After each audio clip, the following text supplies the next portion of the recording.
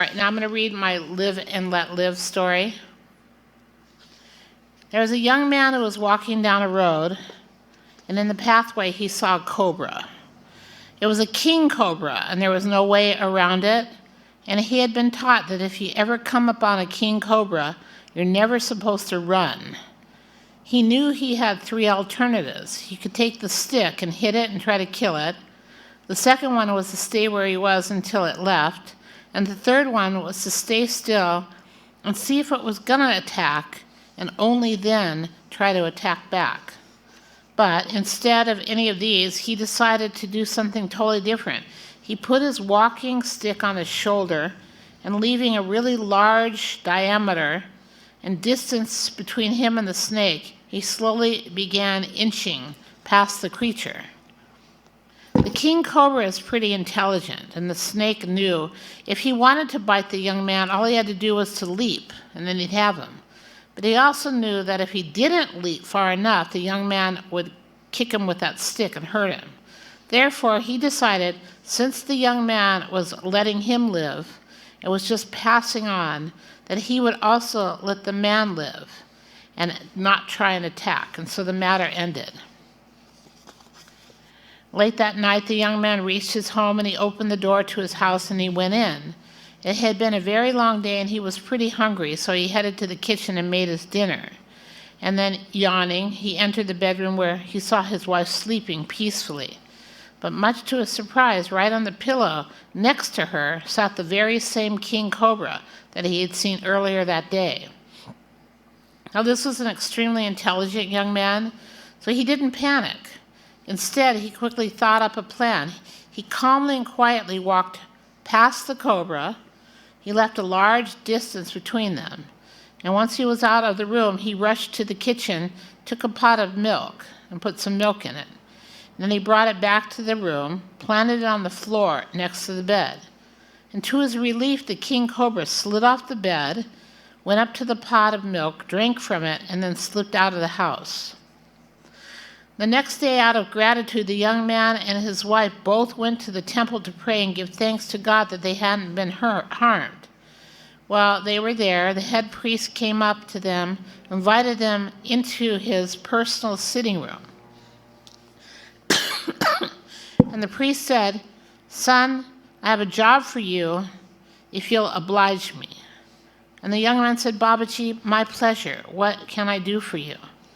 And the priest said, "Would you like to go sit on that seat over there, please?"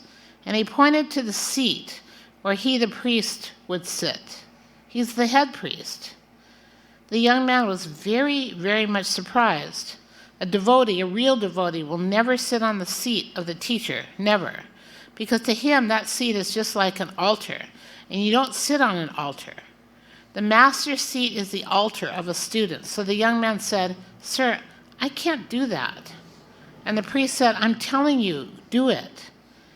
And the young man said, "My master, you are like a place of worship to me. This is your seat. I cannot sit there. I'm only your student. I am your disciple. We have come to thank you and to pray to God. We brought these gifts to you, that's all." And the teacher said, "If you can't sit there, then will you do me another favor?" And the student says, "Yes, master, anything." And the priest said, "Could you just sort of slip into the seat and be there?" The young man was extremely surprised. There was no difference between what the priest was asking and telling him to do. It was all about him sitting in the chair. Finally, the young man said, "Well, okay, because you're the master and you keep asking me, I have to obey." Next, the priest left the room and came back with water and towels, and much to the astonishment of this young couple, first he washed their feet, and then he drank some of that water. That's called drinking the water that has the dust of the holy in it. Next, he called everyone in the local village to gather in the temple, and when they all arrived, he gave everyone some of the water to drink also.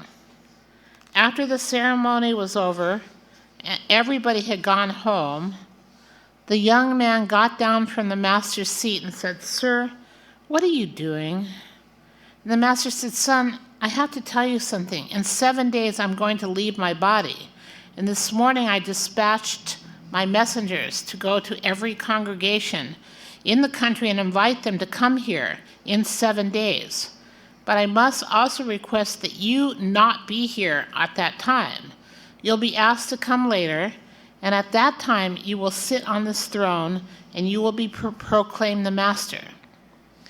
In shock, the young man said, "My master, my spiritual teacher, in 7 days the entire world will be invited here to see you leave your body and go to the heavens. They will hear and feel the vibration of the angels who come to carry your soul away. Am I to be the only one deprived of this experience? What have I done which is so wrong not to be able to come and be with you? What bad karma do I have?" The teacher said, "My son, you have committed no sin. You have been a great disciple and you have practiced the live and let live principle so much in your life that even I, who want to go and die and go back to God, would not be able to do so in your presence. So at the time of my death, if you should happen to be here, I could not die, even though it is my time to die. I want to go home to my ultimate master, and you are to be the next master here on the earth. Therefore, I have ordered that you should come later, around 6 p.m. Everyone else will come early, but I am going to leave at 11 a.m., so you're to arrive about 5 hours later." And the student was so surprised, and he said, "Whatever you say, my master," and he touched the teacher's feet. The master squinted at the face of the student, and he said, "Wait a minute. I know what you're thinking. I read your thoughts. You thought wherever I am physically, it doesn't matter, because mentally I shall be here. Isn't that true? Isn't that what you're thinking?" And the student's face reddened, and he admitted it. He said, "Yes, you're right. That's exactly what I was thinking." And he let out a little laugh of being caught. The teacher said, "Okay, then you must make me one promise, and only then will I let you attend the ceremony along with everyone else." And the student got really interested, and he said, "What is it?"